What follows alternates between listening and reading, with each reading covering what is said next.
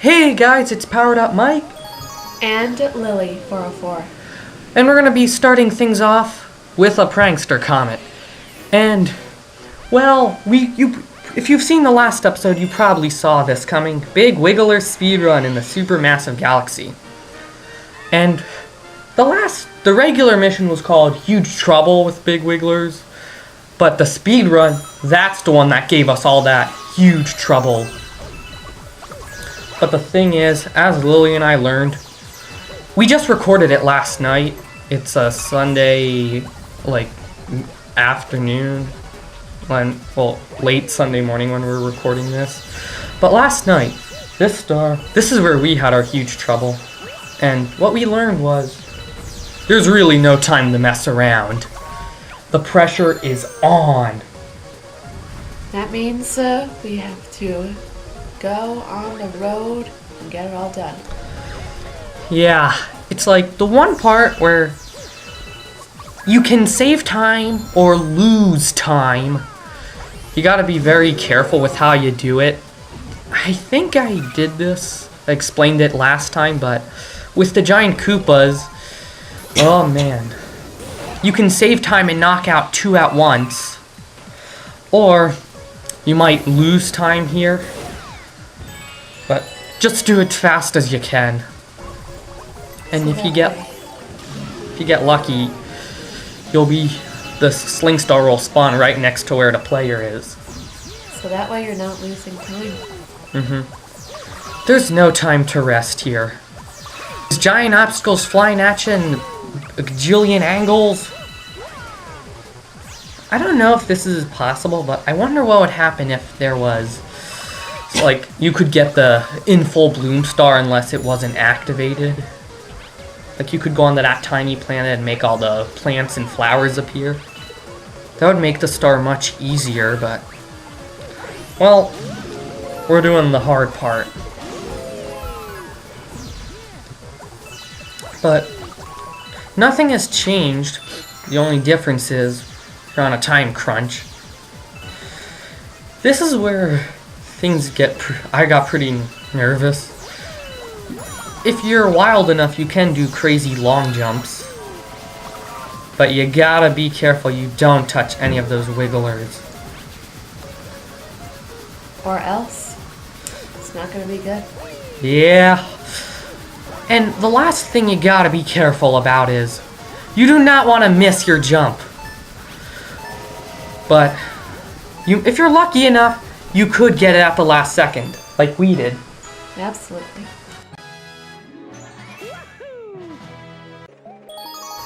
It's time to start a new galaxy, the Honeyhop Galaxy.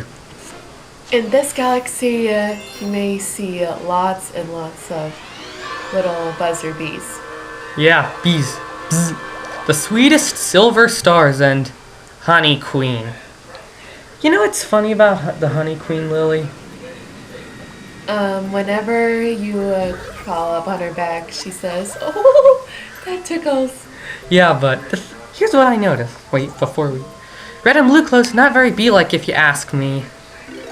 But we're gonna use the bee mushroom, and yellow is very bee-like and very becoming of you.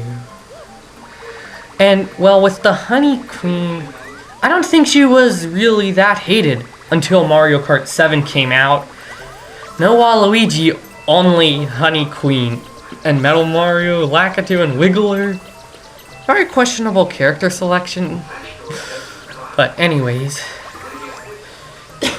it is pretty fun playing as the bee mushroom, but the only challenging part of this level would probably be, not counting the silver stars, would probably be the first jump.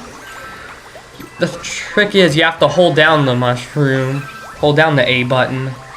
That way you'll constantly be flying up. And of course, just like last time, you can't get Bee Mario wet. It's just like how it applies to a real bee. Bees don't like water. In fact, during a rainy day, explains why you don't see much bees. But Honey Queen, what's crazy is she's portrayed as a giant in the Galaxy games, and yet she can fit in a go-kart the size of Mario himself. Lily, the sizes are nonsense, if you ask me. The only real annoying obstacle would be those bubbles. Yeah. It's not like they're difficult, they're just in the way.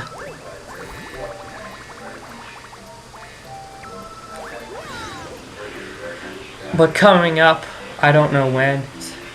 Well, we didn't record it yet, but I know coming up that we're going to be doing that Chimp's game. The Chimp has a challenge here, kind of like in the Fluffy Bluff Galaxy. But we're not going to get to that just yet. But we just got to find 5 silver stars. And without a bee mushroom, we actually can get up on top. Believe me, it's convenient doing tricks like that. Off to the hidden side, we've got a boatload of treasures. We get our silver star, and, well, if you keep looking, you'll find our comet medal. Very important. But not this episode, but in the next episode or two, I actually played a level where I missed the prankster comet. Wait, I missed the comet medal, and I had to redo part of the level. But we'll get to that when it's important. We certainly will. We've made it to Queen Bee. There's a terrible itchy spot on my back. Oh. Guess we're playing doctor for Honey Queen. It tickles! But in Mario Kart 7, I don't know if you've ever heard it, Lily, but Honey Queen's voice was made very goofy. She sounds more giggly than Queen-like, I gotta be honest. But we've made it to the star.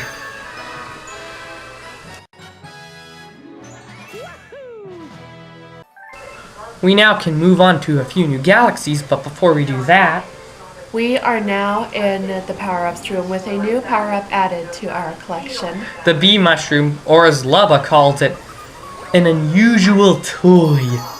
Now, you guys know that we use our power-ups for many reasons, but I like my power-ups. If I didn't, my name wouldn't be Powered Up Mike. yeah, and the mushroom power-ups are many different ways. One-ups, bumblebees, and Rocks. Plenty of variety. But we're going to be starting the Flipsville Galaxy. And, well, gravity is a pretty important part, but not as important as those other gravity galaxies. There's a new feature here. Just ground pounding through these gates. Let's see what Toad has to say. Is that our captain? How'd he get way up there? Simple. You'll see. Now here, we have a very easy boss fight, but you must never forget the comet medal. Trust me. Get it and you'll save yourself time collecting stars, I think. But there is a boss fight here, but you can pretty much exploit the boss in an extremely easy way. And the reoccurring theme you'll see in this episode and the next episode are chain chomps. And right as we got hit, we actually get a bonus mushroom out of nowhere. How lucky are we? It's pretty much a trap. Now, what's nice is you can literally just backflip over every chain chomp, basically. And then, chain chomps, they're pretty much starbit mines if they crash into one another. It's like, the first game said starbits tasted like honey, but okay, but from what I know, I think Starbits were based off of like a sugar candy. Kind of like little rock candy bite size thingies. I forget what they're called. But just by looking at the background, pretty much it's an endless vortex of arrows. And you can also see our boss fight off in the distance. Trust me, it's very, very easy. We'll see in a moment. In fact, we're not going to use the Luma shop this time around, but you will need it later on.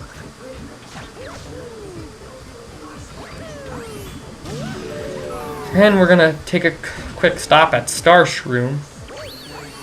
No, we don't need the Luma shop this time. Nope. This boss is very easy with a trick, I know. Well, this boss is asleep, but Not for long. we wake her up. Uh-oh. It's not so intimidating. As soon as you hit one hit, then a little attack of fireballs, yeah, can't hurt us. Each chance you get, just hide under the ground for each fireball attacked. It's like, we literally are taking no damage. Then of course, at the right moment, just hit the boss and we already beat it. That was barely a minute, or under a minute. Another easy star. Done, but also pretty fun.